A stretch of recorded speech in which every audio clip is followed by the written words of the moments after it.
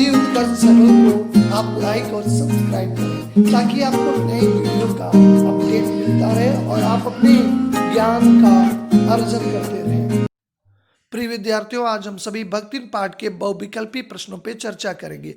पूर्व की बात, आपको स्वयं का मूल्यांकन करना है, पेन पेपर साथ में रखना है, प्रश्नों का जो है उत्तर आपको स्वयं करना है और मूल्यांकन करके वीडियो के अंत में आपको कमेंट करके बताना है कि आपने कितने प्रश्नों का सही उत्तर दिया है। तो चलिए हम सभी प्रश्न संख्या 1 की ओर बढ़ते हैं बिना देर किए हुए। भक्तिन पाठ किसके द्वारा लिखा गया है?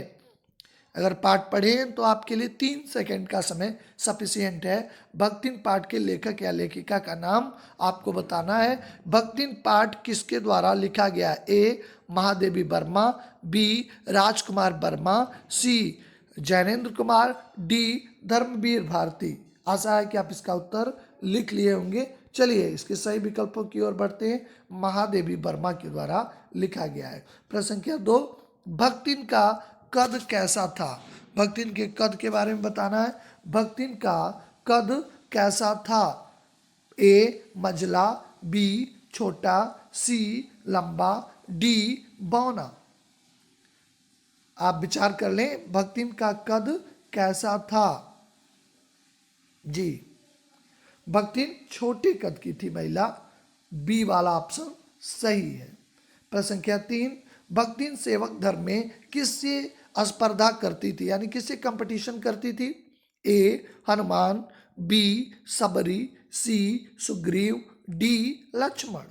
भक्तिन सेवक धर्म में किससे स्पर्धा यानी किससे कंपटीशन करती थी?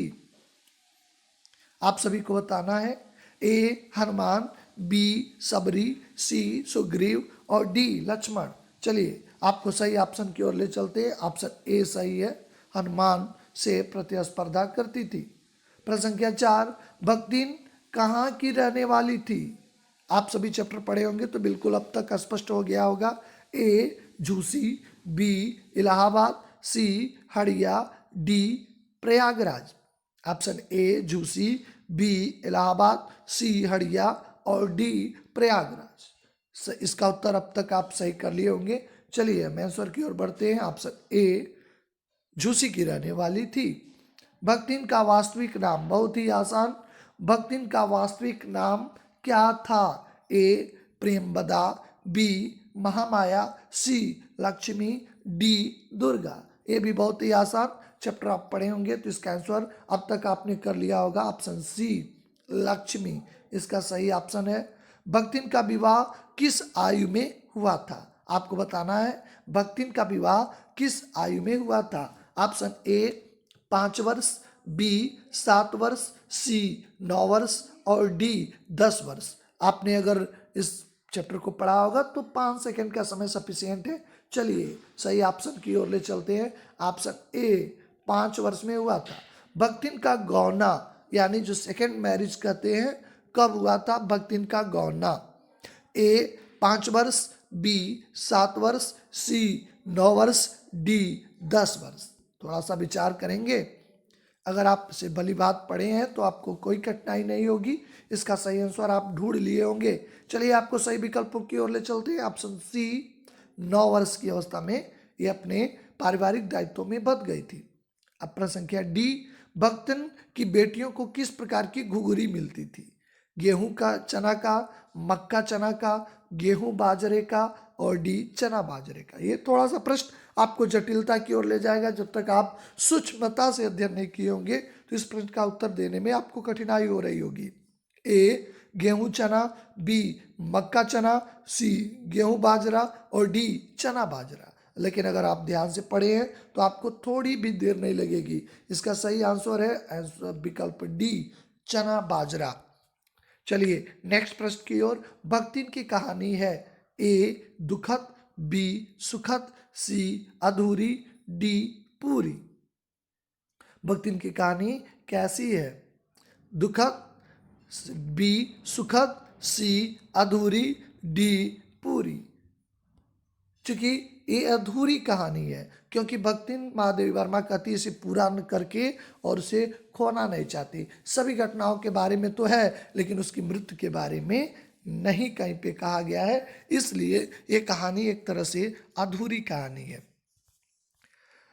प्रश्न संख्या 10, भक्तिन की उम्र थी तब जब उसका पति मरा था, उसमें भक्तिन की उम्र और अवस्था क्या थी? भक्तिन की क्या उम्र थी? ए 29 वर्ष, बी 30, सी 32 और डी 36।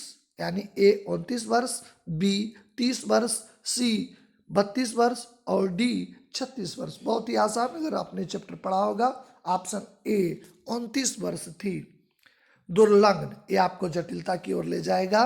दुर्लग्न शब्द का अर्थ है ए कठिन समय, बी कठोर समय, सी जिसको पार न किया जा सके, डी जिसको पार किया जा सके। आपको इसका आंसर बताना है। ए कठिन समय, बी कठोर समय जिसको पार न किया जा सके, डी जिसको पार किया जा सके। चलिए विकल्पों की ओर। सी जिसको पार न किया जा सके वो दुर्लग्न होता है। भक्तिन लेखिका को कौन सा चाय देती थी? ए अदरक की, बी सौंफ की, सी तुलसी की, डी इलायची की। चलिए सही विकल्पों की ओर चलते हैं। सी तुलसी की। महादेवी वर्मा की हिरनी का क्या नाम था? बिल्कुल, अगर आप पढ़े हैं चैप्टर तो आपको 5 सेकेंड में इसका आंसर कर सकते हैं। ए बसंती, बी सोना, सी गोधूली और डी रानी। बिना देर किए हुए चलिए आपको प्रश्नों के विकल्प की ओर ले चलते हैं। सही विकल्प की ओर बी सोना था। प्रश्न संख्या नेक्स्ट, भक्तिन कारागार से किस प्रकार डरती थी? ए यमलोक की तरह, बी ससुराल की तरह, सी काम की अधिकता के कारण, डी भयानक डर की तरह। ए यमलोक की तरह, बी ससुराल की तरह, सी काम की अधिकता के कारण, डी भयानक डर के कारण। चलिए बिना देर किए हुए सही आंसर की ओर ले चलते हैं। आपको यमलोक की तरह डरती थी। भक्तिन की कितनी बेटियां थीं? 2, बी 4, सी 3, 5। फिर एक से बार विकल्प देख लें। ए 2, 4, 3, 5। भक्तिन की कुल 3 बेटियां थी। क्वेश्चन नंबर 16, महादेवी वर्मा को स्त्री का कौन सा व्यवहार अच्छा नहीं लगता था? फैशन करना ए, बी सिर घुटाना, सी प्रेम विवाह करना, डी नृत्य करना। आपको बताना है सही विकल्प। ए फैशन करना, बी सिर घुटाना, सी प्रेम करना, डी नृत्य करना। सिर घुटाना ऑप्शन बी भक्तिन करती थी, एक स्त्री थी, महादेवी वर्मा को ये उचित नहीं लगता था। लेखिका अपने परिवार में किसके लिए प्रख्यात थी? ए संगीत के लिए, बी दया के लिए, सी पाक विद्या के लिए और डी पशुपालन के लिए। आपको सही विकल्प बताना है। चलिए बिना देर के हुए सी पाक मतलब भोजन बनाने के लिए प्रख्यात थी, लेकिन भक्तिन के आगे नतमस्तक हो चुकी थी। भक्तिन क्या नहीं बन सकती थी? ए कठोर, बी दासी, सी सेविका और डी हरिश्चंद्र। बहुत ही थोड़ा सा अगर सूक्ष्म अध्ययन किए हैं तो आपको बिल्कुल जटिलता नहीं होगी। ए कठोर, सी बी दासी, सी सेविका और डी विकल्प है हरिश्चंद्र। चलिए लेखिका कहती है कि हरिश्चंद्र नहीं बन सकती, डी वाला विकल्प सही है। पति का दादा क्या कहलाता है? बिल्कुल एक कॉमन, अगर आप चैप्टर नहीं पढ़े तब भी आपको ये जानकारी रखनी चाहिए। पति का दादा क्या कहलाता है? ए आई ससुर, बी अजुया ससुर, सी अगिया ससुर, डी अधिया ससुर। आपको बताना ए आई ससुर, बी अजिया ससुर, सी अगिया ससुर, डी अधिया ससुर। जी चलिए आपको सही विकल्पों की ओर ले चलते हैं। बी अजिया ससुर कहते हैं। प्रश्न संख्या 20, भक्तिन की जेठानियां बैठकर करती थी? ए धर्म चर्चा, बी नीति चर्चा, सी लोक चर्चा और डी राजनीति चर्चा। ए धर्म चर्चा, बी नीति चर्चा, सी लोक चर्चा, डी राजनीति चर्चा। चलिए बता दें विकल्प सी लोक चर्चा ही सही है। प्रश्न संख्या 21, भक्तिन के पति का देहांत किस उम्र अवस्था में, यानी भक्तिन का पति किस उम्र में मरा था? ए 35 वर्ष, बी 36 वर्ष, सी 37 वर्ष और डी 38 वर्ष। सही विकल्प है 36 ईयर, यानी बी विकल्प ही सही है। प्रश्न संख्या 22, बड़े जिठेत के साले का लड़का था? ए कबूतरबाज, बी तीतरबाज, सी धोखेबाज, डी नशेबाज। एक बार फिर विकल्प देख लें। ए कबूतरबाज, बी तीतरबाज, सी धोखेबाज और डी नशेबाज। ऑप्शन बी इसका सही आंसर है, तीतरबाज था। प्रश्न संख्या 23, भक्तिन के वेशभूषा में किस प्रकार का मिश्रण था?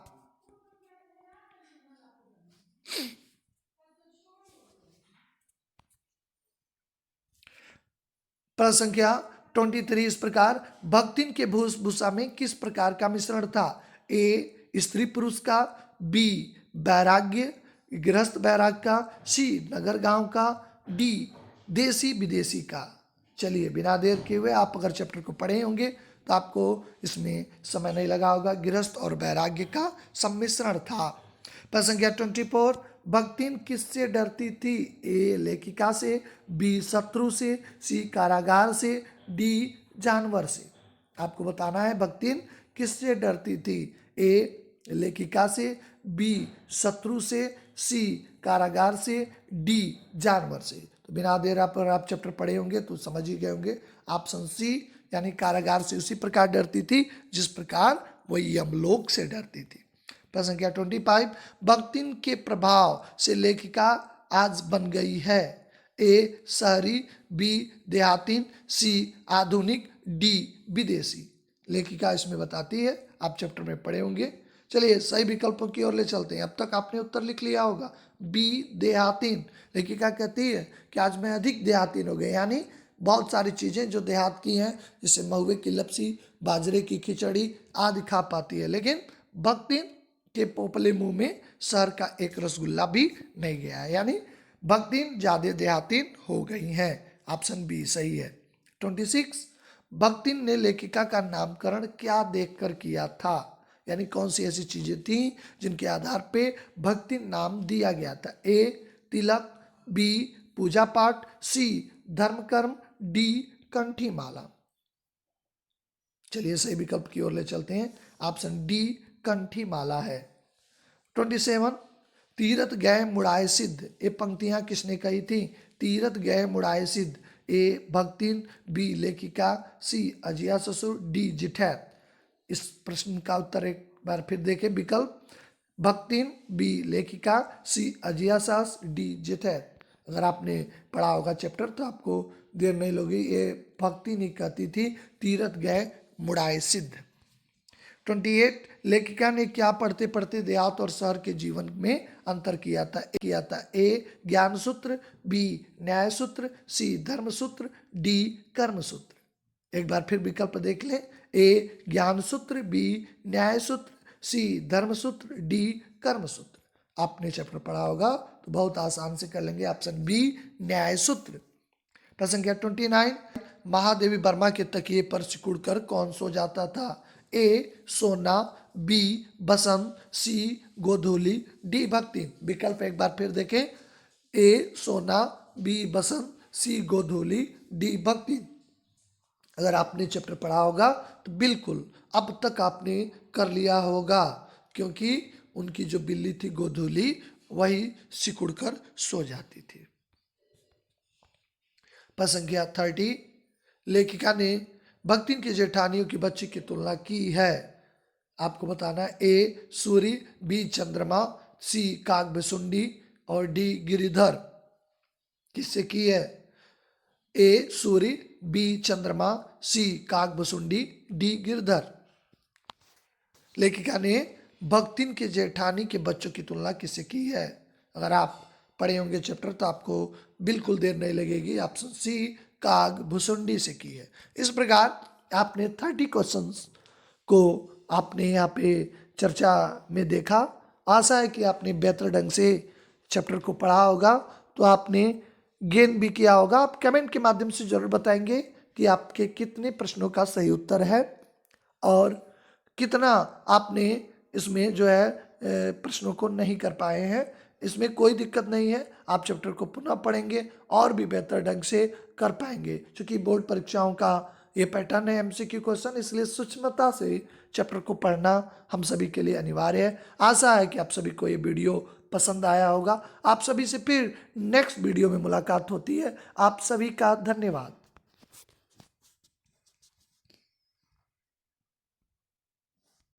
हिंदी उत्कर्ष चैनल को आप लाइक और सब्सक्राइब करें ताकि आपको नई वीडियो का अपडेट मिलता रहे। अपने ज्ञान का अर्जन करते रहे।